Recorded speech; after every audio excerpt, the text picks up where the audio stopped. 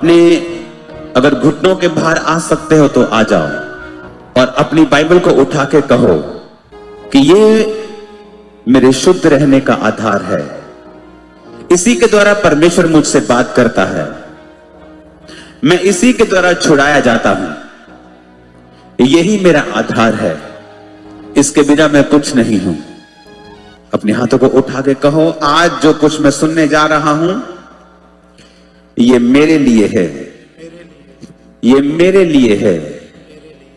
मैं कभी भी सेम नहीं हूं। इन वचनों को सुनने के बाद प्रभु यीशु मसीह के सामर्थी नाम में हम मांगते हैं, आमीन। ऊंचा ये आशीष हमारी है चर्च। याकूब 1 अध्याय उसकी 2 से 8 आयत को हम पढ़ेंगे। मैं 1 2 3 बोलूंगा, हम सब लोग मिलकर पढ़ेंगे। इंग्लिश में जेम्स चैप्टर 1 वर्स 2 to 8। याकूब 1 उसकी 2 से 8 आयत। जब मैं 3 बोलूंगा हम सब लोग इकट्ठा पढ़ेंगे, क्योंकि ये परमेश्वर की आवाज है आपके लिए। 1 2 3। हे मेरे भाइयों, जब तुम नाना प्रकार की परीक्षाओं में पड़ो तो इसको पूरे आनंद की बात समझो, ये जानकर कि तुम्हारे विश्वास के परखे जाने से धीरज उत्पन्न होता है। पर धीरज को अपना पूरा काम करने दो कि तुम पूरे सिद्ध हो जाओ, पूरे और सिद्ध हो जाओ और तुम में किसी बात की घटी ना रहे। अपने पड़ोसी को कहो, जब तुम नाना प्रकार की परीक्षाओं में पड़ो।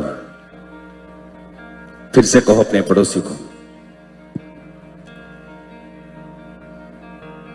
तो वचन कहता है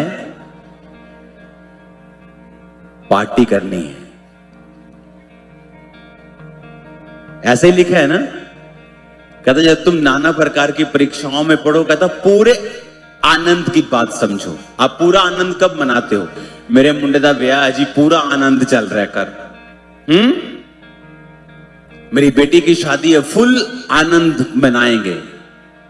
पर कहता जब तुम नाना प्रकार की परीक्षाओं में पढ़ो तो कहता इसको पूरे आनंद की बात समझो। पर वचन कहता है आजकल परीक्षा में पढ़ना आनंद की नहीं बल्कि शोक की बात दिखाई पड़ती है।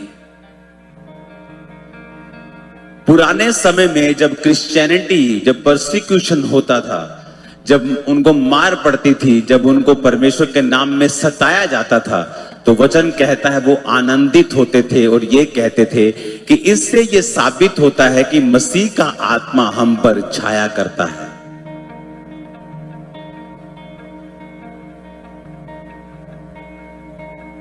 आप 2 कंडीशन में हैं अभी। या तो आप शैतान से जीतकर अपनी जिंदगी में यहां बैठे हैं, या तो हार कर बैठे। आप मिडिल में नहीं हैं। या तो आप जीत कर बैठे हैं या हार कर बैठे हैं। और जब भी आपकी लाइफ में परमेश्वर ने आपको प्रॉमिस लैंड देना होता है, वो आशीष जिसके लिए आप पैदा हुए हैं, आपकी बुलाहट, दाऊद की बुलाहट थी राजा बनने की, उसके लिए परमेश्वर ने उसे चुना था। और जब राजा बनने का समय जब तक नहीं आया, बाइबल कहती है उसे गोलियत से लड़ना पड़ा। गोलियत से लड़ने से पहले दाऊद को यह मालूम नहीं था कि वो इससे क्यों लड़ रहा है, क्योंकि जैसे उसने गोलियत को मारा, बाइबल कहती पूरे इज़राइल में मशहूर हुआ और उन्होंने कहा कि शाऊल ने हजारों को और दाऊद ने लाखों को मारा है। दाऊद का गोलियत को मारना एंट्री पॉइंट था, जहां से उसने अपनी बुलाहट के पूरा होने की शुरुआत की। पर आज का क्रिश्चियन जब दुखी होता है, परमेश्वर को गाली निकालता है, सवाल करता है, अपने विश्वास से हटता है, प्रेयर कम कर देता है, बाइबल कम कर देता है, चर्च ओकेजनली कर देता है, संडे चौथे संडे जाता है, उसके बाद फिर वो ईस्टर और क्रिसमस के दिन जाने लगता है, अपने आप को कहता क्रिश्चियन है, गले में क्रॉस भी डालता है, लेकिन परमेश्वर के सामने वो हारा हुआ क्रिश्चियन है।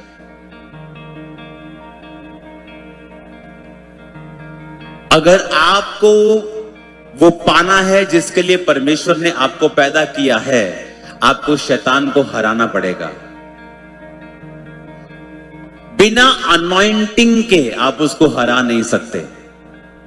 इसीलिए जब आपकी लाइफ पे परीक्षा आती है, वो दो चीजें करती है, या तो आप परमेश्वर से हट जाते हैं, आपकी लाइफ आपको मुश्किल लगने लगती है, या तो उस परीक्षा में आप परमेश्वर को खोजना शुरू करते हैं, आप अपनी लाइफ में से कमियों को निकालना शुरू करते हैं, और वो चीज आपकी लाइफ में अनॉइंटिंग को पैदा करना शुरू करती है।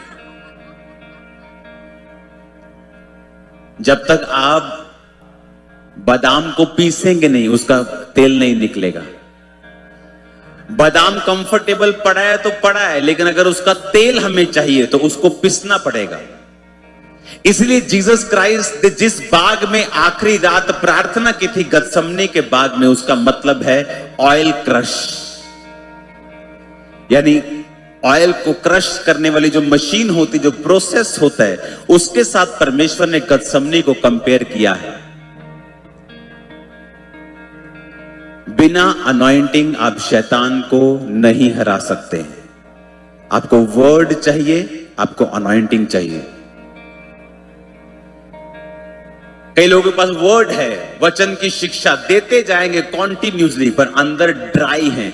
इसलिए जब वचन बिना अनॉइंटिंग के आपकी लाइफ में होगा, वो काम नहीं करता। और आपकी लाइफ की शुरुआत तब होती है, रियल शुरुआत की मैं बात कर रहा हूं, जब आप शैतान को डिफीट करते हैं और आपको मालूम होता है आपकी लाइफ में आपने शैतान पे फतह पाई है, आपने अपनी लाइफ में उस टेस्टिमनी को पाया है, या आप अभी पीछे हैं, या आप कर रहे हैं, या आप हट चुके हैं, आपको मालूम होता है।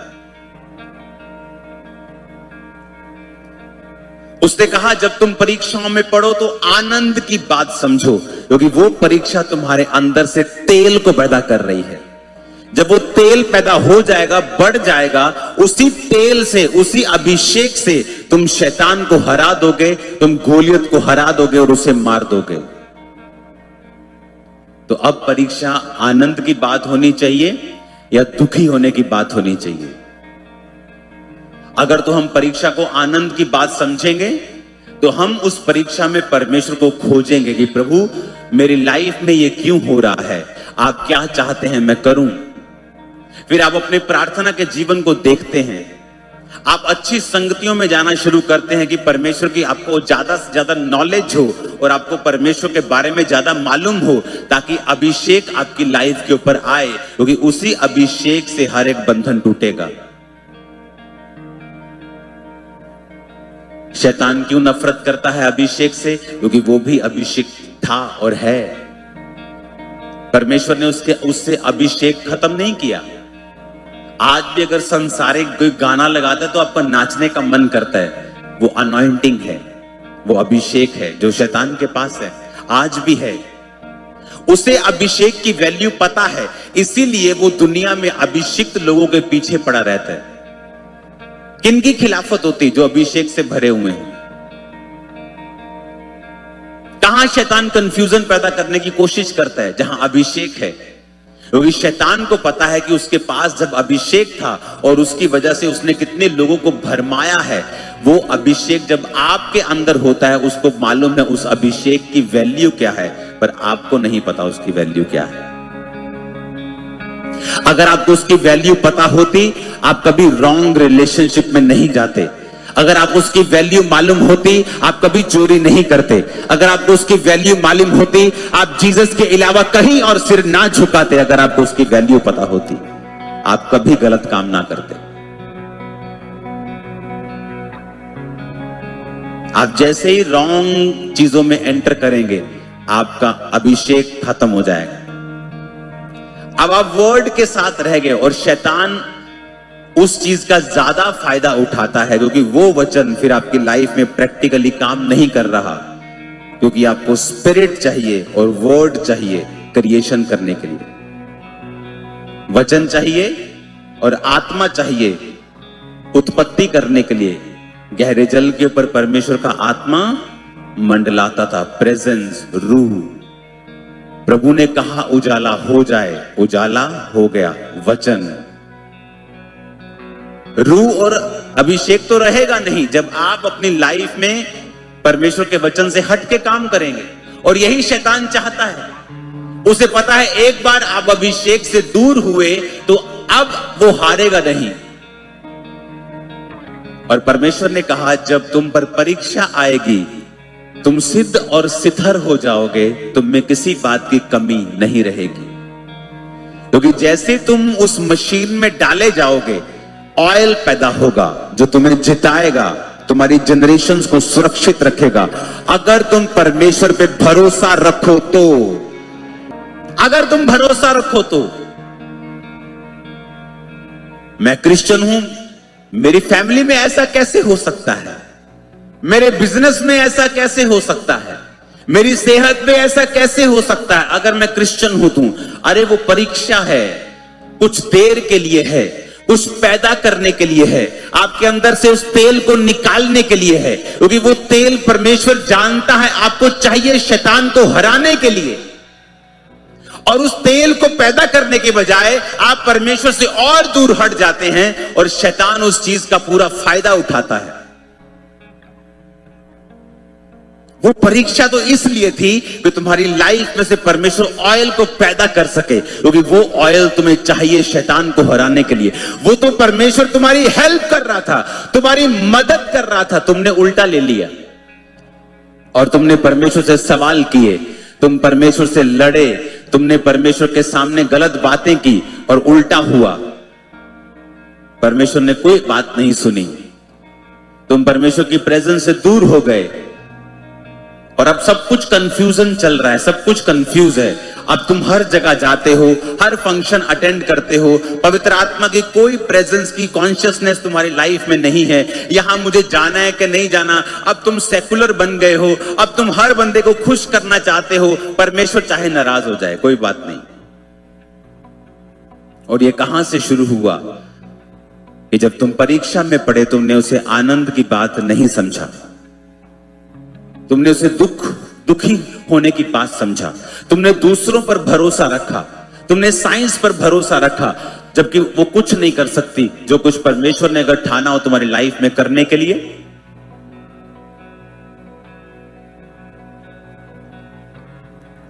चर्च में एक आप टेस्टिमनी आप सुनते हैं, एक मिसकैरेज हुआ, 2 हुए, 3 हुए, 4 हुए, 9 मिसकैरेजेस हुए। चलो आईवीएफ करते हैं, 1 IVF fail, 2 fail, 3 fail, 4, 5 fail, IUI fail, सब कुछ फेल।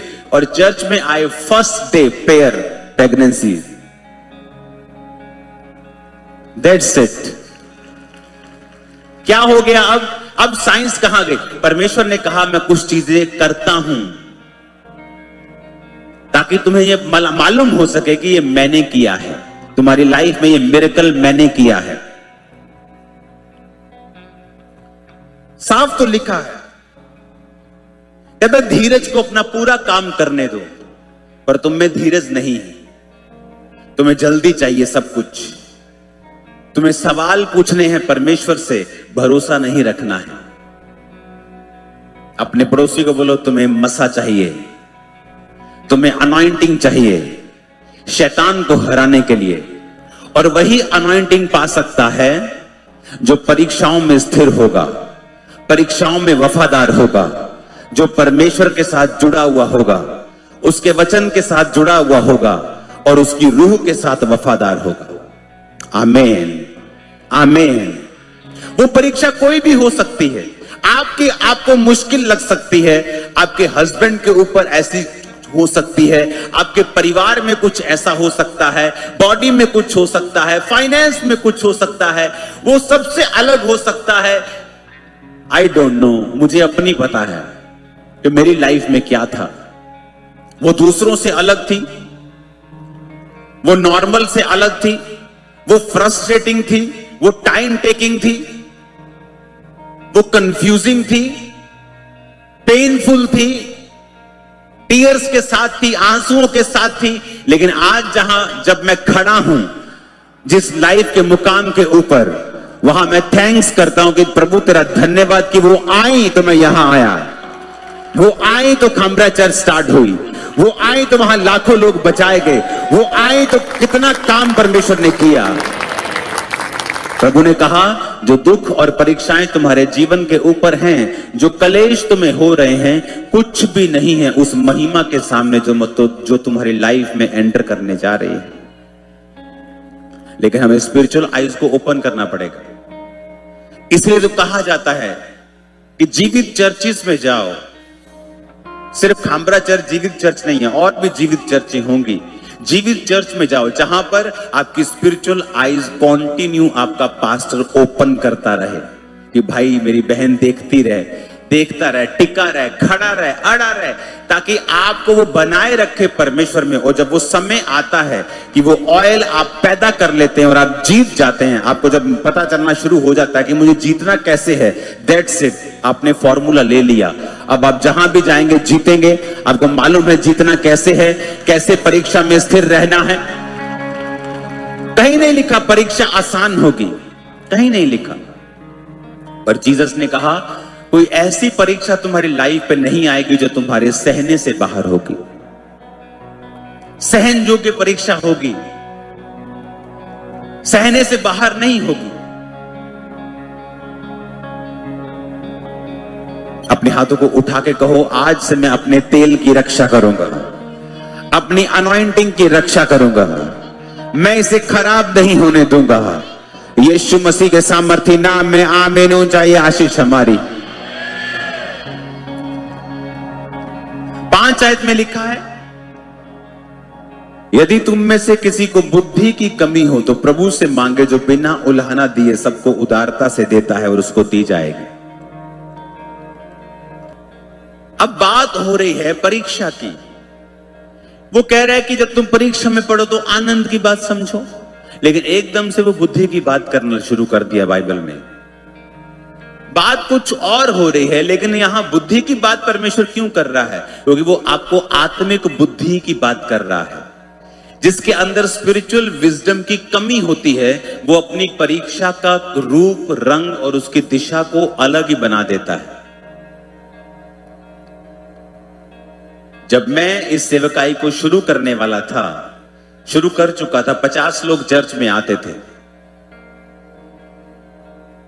तो मेरे बिजनेस को किसी ने आग लगा दी। यहां ऑस्ट्रिया में किसी संत को मार दिया तो जलंधर में उस संत की बड़ी फॉलोइंग थी, तो उन्होंने आकर बिजनेस को आग लगा दी।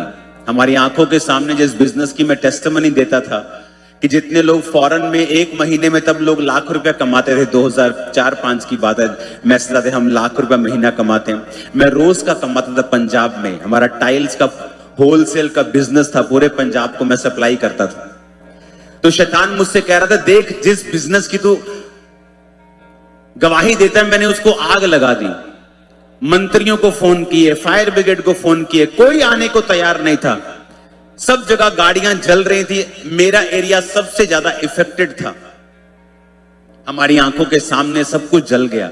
90% हमारा वो गोडाउन जल गया, 10% सामान बचा उसमें से। सब कुछ खराब हो गया और शैतान ने कहा और दे गवाही। अब इसको अगर स्पिरिचुअल बुद्धि की कमी होती तो सबसे पहले मैं ढूंढता कि किसने जलाया, इनकी ऐसी की तैसी। अब इनको मैं जेल करवाऊंगा, मुझे न्याय चाहिए, आई वॉन्ट जस्टिस। मैं प्रार्थना करता परमेश्वर ये पकड़े जाएं। स्पिरिचुअल विजडम कहती है सब बातें मिलकर भलाई को पैदा करती हैं जो मसीह यीशु से प्रेम करते हैं। अब दिखने में दोनों ठीक लग रहे हैं कि ठीक है, किसी ने मेरा दुकान जला दी, मेरा सामान जला दिया, आई वॉन्ट जस्टिस, मुझे जस्टिस चाहिए, पकड़े जाएं। बात मैं बुरा नहीं कह रहा हूं, बट जो स्पिरिचुअल विजडम है वो ओवर पावर करती है दुनियावी विजडम से। लोग आए, पुलिस आई, हमने कहा हमें किसी के ऊपर केस नहीं करना है। चर्च आई, 50 लोग आए शोक मनाने के लिए, पास्टर जी बहुत बुरा हुआ आपके साथ। मैंने कहा बाइबल में कहां लिखा है बुरा हुआ? अगर कुछ बुरा हुआ तो बाइबल में तो ये लिखा है कि सब बातें मिलकर भलाई को पैदा करती हैं जो मसीह यीशु से प्रेम करते हैं। तो क्या ये बात भलाई को पैदा नहीं करेगी? मुझे तो फेथ है, मुझे तो विश्वास है कि ये बात मिलकर भी भलाई को ही पैदा करेगी। जब परीक्षा में आप होते हैं, सडनली ओवरनाइट कुछ भी चेंज नहीं होता। वो रातें ऐसी ही थी, फैमिली रो रही थी, फाइनेंशियल बहुत बड़ा सेटबैक हमें लगा था। हमारी इनकम 80, 70%, 60% डाउन हो गई थी एक ही दिन में। सब कुछ कोलैप्स हो गया ऐसा लग रहा था। कोई सरकार काम नहीं आई, कोई दुनिया काम नहीं, लिंक काम नहीं आए, मंत्री काम नहीं आए, हमारे लिंक्स काम नहीं, कुछ काम नहीं आया उस दिन। और जब धीरे धीरे लाइफ फिर चलने लगी और डिक्लेरेशन होने लगेगी, सब बातें मिलकर भलाई को पैदा करती हैं। उस 2009 में वो चर्च 50 से 500 हुई, 2010 में 2500 हुई, 2011 में 7500 के करीब थी, और वो थाउजेंड्स के बाद लैक्स में चली गई और आज आपके सामने है। जिस जाति के लोगों ने वो गोडाउन जलाया था, उसी जाति में से परमेश्वर ने मेरी वाइफ को मुझे दिया। आज मैं 200 चर्चेस संभाल नहीं सकता, ये संभाल सकती। मैं प्रीच कर सकता हूं, प्रेयर कर सकता हूं, प्रोटोकॉल बना सकता हूं, आत्मिक इंस्ट्रक्शन दे सकता हूं, सेवा कर सकता हूं, एडमिनिस्ट्रेशन में नहीं कर सकता हूं। आप ब्लेस्ड है अगर आपकी वाइफ का स्वभाव आपसे अलग है। ये कर्स नहीं है, ये ब्लेसिंग है। आपको मालूम, ये ब्लेसिंग है। अगर आपकी वाइफ का स्वभाव आपसे अलग है, ये ब्लेसिंग है। आप इसे कर्स लेते हैं कि मेरी सडसवा नहीं डालता। अगर मेरे जैसी मेरी वाइफ होती तो फिर हम इतना ग्रो नहीं करते, क्योंकि मैं भी वही करता, वो भी वही करती। हम 1 घंटा 2 घंटे करते, हम 3 घंटे करते, लेकिन करते वही। लेकिन जो मैं नहीं कर सकता मेरी वाइफ करती है, जो वो नहीं कर सकती प्रभु ने मुझे दिया है, क्योंकि मुझे वो दिखा जो लोगों को नहीं दिखा। अगर मैं उनसे लड़ता, उनसे नफरत करता, उन पे केस करता, कड़वा रहता, शायद ये आज मेरी लाइफ में ना होता। वो जेल में होते, 100% होते। कोई 2 साल में बाहर आता, कोई 7 साल में बाहर आता, लेकिन मुझे क्या मिलता? आप मेरी बात समझ रहे कि नहीं? आपको अपनी लाइफ की परीक्षा के पीछे के स्पिरिचुअल रीजन को समझना है और उसे दुनियावी तरीके से हल करने की कोशिश नहीं करनी है। आपको चर्चिस में जाना है, जीवित चर्च में आपको प्रार्थना करनी है, बाइबल के साथ जुड़े रहना है, आत्मा के साथ लगे रहना है, प्रभु को बोलते रहना है कि परमेश्वर बताएं आपकी मर्जी क्या है, इस परीक्षा में मैं क्या करूं। इसलिए उसने कहा अगर तेरे पास बुद्धि की कमी है तो। अब बुद्धि की बात क्यों आ गई परीक्षा में? क्योंकि बुद्धिमान लोग ही परीक्षा में खरे निकलते हैं। और कौन से बुद्धिमान? जो वचन में बुद्धिमान है, जो जानते हैं कि वचन में क्या लिखा हुआ है, हमें वही फॉलो करना है। हालेलुया। आज वो सारे लोग जो क्रिश्चियन नहीं हैं पर उस जाति के हैं, मेरी इज्जत करते हैं, ऑनर करते हैं, चाहे वो दिल्ली में रह रहे हो, चाहे वो पंजाब में रह रहे हो। कितने मेरी बात को समझ रहे हैं? क्योंकि मैंने देखा अपनी प्रॉब्लम के पीछे के परमेश्वर के कारण को देखा, उसके हाथ को देखा, उसके मकसद को देखा, बाइबल में जुड़ा रहा। मुश्किल था, हां था, पेनफुल था। तब मेरी फैमिली क्रिश्चियन नहीं थी। 2004 में मैंने बपतिस्मा लिया था, मेरे भाई ने मेरे साथ बपतिस्मा लिया था। 3-4 महीने के अंदर मेरा भाई बैकस्लाइड हो गया था, मैं रह गया था सिर्फ चर्च जाने वाला। 2009 वो पीक समय था, पीक, जब ना तो मेरे जीवन के ऊपर कोई ऐसा कोई बड़ा कोई ऐसा खतरनाक सा कोई परमेश्वर का हाथ नजर आने वाला हाथ था कि लोग बोलते वाओ, मेरी फैमिली बोले वाओ। 50 लोग थे, उसी घर में मैं चर्च लगाता था। और वही घर पे आग लगा देना और सामने के गोडाउन को आग लगा देना, it was a big challenge. कि वो सोच सकते थे कि शायद तेरी वजह से ऐसा हुआ क्योंकि तू सेवा करता है। मेंटली चैलेंजिंग था, स्पिरिचुअली चैलेंजिंग था। अभी सिर्फ 50 लोग हैं, मेरी लाइफ में कुछ ऐसा बड़ा हाथ परमेश्वर का नजर नहीं आ रहा है, तो है पर लोगों को अब नजर आता है, तब नजर नहीं आ रहा। तब मैंने क्या किया? वचन के ऊपर भरोसा किया। वो समय था जब परमेश्वर तेल निकाल रहा था, मुझे पीस रहा था। लोगों को लगता था कि ये पिस रहा है, लेकिन वो तेल निकल रहा था और उस ऑयल ने फिर मुझे जिताया है। एक के बाद एक फाइट जीत कर मैं यहां पे आया हूं। हालेलुया। शैतान ने ट्राई नहीं किया क्या ऑयल खराब करने के लिए? बाइबल कहती है थोड़ी सी मूर्खता बुद्धि और प्रतिष्ठा को घटा देती है। बाइबल कहती है मरी हुई मक्खियों के कारण गंधी का तेल भी सड़ने और बसाने लगता है। मरी मक्खियां पाप, गंधी का तेल सुगंधित तेल अभिषेक कि पाप के कारण तेरा सुगंधित तेल भी सड़ने लगता है, उसमें से स्मेल आती है, वो बसाने लगता है। अगर अपनी लाइफ में किसी चीज की रक्षा करनी है तो अपने अभिषेक की करो, क्योंकि शैतान उसी के पीछे है। उसे पता है एक बार इसको करप्ट कर दिया, फिर अगर इसके पास वचन है अकेला, ड्राई वर्ड आपकी लाइफ में फिर कुछ नहीं करेगा। अगर परमेश्वर का रूह, उसका मसा आपकी लाइफ में नहीं है तो। अगर आपके लाइफ में परमेश्वर का रूह और मसा है, आप बाइबल नहीं पढ़ते तो भी आप बहुत गलतियां करते हैं। यह बैलेंस में रहना चाहिए। क्या लिखा बाइबल में? फिर से पढ़ेंगे। अगर तेरे पास बुद्धि की कमी है तो प्रभु से मांग। कहता बिना उलाहना दिए वो सबको उदारता से देता है और उसको दी जाएगी, और वो विश्वास से मांगे और कुछ संदेह ना करे। संदेह करने वाला समुद्र की लहर के समान है जो हवा से बहती और उछलती है। ऐसा मनुष्य ना समझे कि मुझे प्रभु से कुछ मिलेगा। यह व्यक्ति दुचित्ता है और अपनी सारी बातों में चंचल है। अब आप देख लो, आपको प्रभु को खुश करना है कि सेकुलर बन के सबको खुश करना है और प्रभु को नाराज करना है? क्योंकि शैतान को पता है आपकी अनॉइंटिंग खराब कैसे करनी है। और एक बार आपकी अनॉइंटिंग पे उसने अटैक किया, आपके तेल को खराब किया, फिर आप जो भी हैं वो आपके नाम की परवाह नहीं करता। चाहे आप किसी प्रेरित के बेटे हैं, चाहे आप किसी बिशप के बेटे हैं, चाहे आप आरसी बिशप के बेटे हैं, फिर वो आपकी परवाह नहीं करता। फिर वो आपको पूरा नचाएगा, जो आपकी लाइफ में करना चाहेगा वो करेगा। आप प्रभु की लाइफ को, मकसद को पूरा नहीं कर पाएंगे। परमेश्वर की लाइफ में जो प्रभु के आपकी जिंदगी में मकसद है, आप उसे कभी पूरा नहीं कर पाएंगे। आपको एक क्रिश्चियन लाइफ जीनी है जो परीक्षाओं में परमेश्वर के साथ वफादार हो। बोलो मैं आनंद की बात समझूंगा। फिर से कहो ऊंची आवाज में, फिर से कहो मैं आनंद की बात समझूंगा।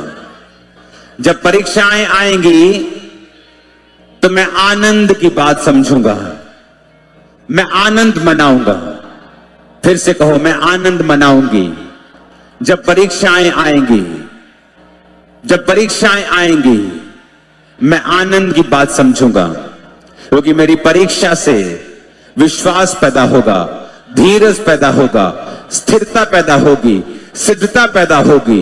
यीशु मसीह के सामर्थ्य नाम में आमीन ऊंचा, ये आशीष हमारी है। आमीन ऊंचा, मैंने कहा ये आशीष हमारी है। आज अपनी लाइफ को घर में जाकर सोचना है, डेडिकेट करना है परमेश्वर के सामने और प्रभु से माफी मांगनी है। परमेश्वर परीक्षाओं में मैं तुझसे वफादार नहीं रहा, लेकिन आज से वायदा करता हूं मैं वफादार रहूंगा। और मौका दें परमेश्वर को काम करने का, मौका दें आपकी लाइफ में से अच्छी चीजों को निकालने का, उसे समय दें, उसे टाइम दें। वो फेथफुल है।